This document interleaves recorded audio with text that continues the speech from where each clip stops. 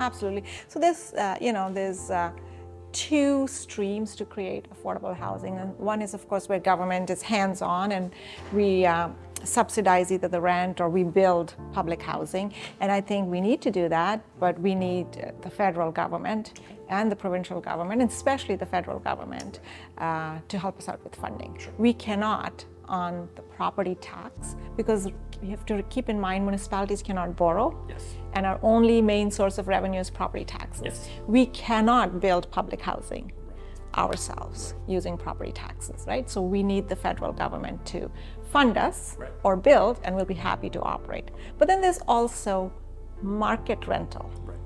And we need to make that affordable as well. And I think there's a role for the federal government, and I like the fact that they've removed HST as an example, so that's going to go some way.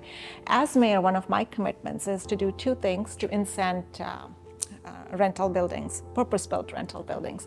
The first is I will eliminate all development charges. Now, I will do this without affecting the property tax base, because I'm going to use, the federal government's given us a fund called the Housing Accelerator Fund.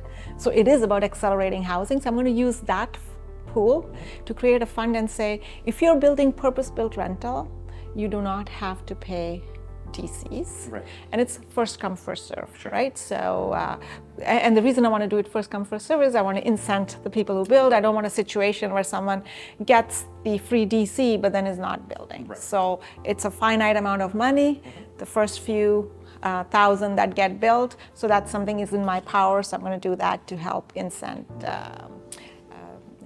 purpose-built rental. Do you think that would help with the affordable pricing? Well, the one thing that, like I said, there's a role for government, but there's a role for markets. Yes. And one way of reducing rents is to flood the market with more rental options, right? So, yeah. Some of the other cities have introduced a vacant home tax. Do you think that's something that the Peel region or Mississauga would be looking at? I know the region of Peel is already looking at it, so I will not be putting another vacant tax at the city level. It doesn't make sense to duplicate. It'll just cost you so much administration, right? The region of Peel is already doing it. That said, given what's happened in Toronto, the Yes. utter fiasco, I think we really need to take a hard look at, is this the best way? I support the idea, which is, we want to minimize the number of people who are holding on to homes and keeping them vacant.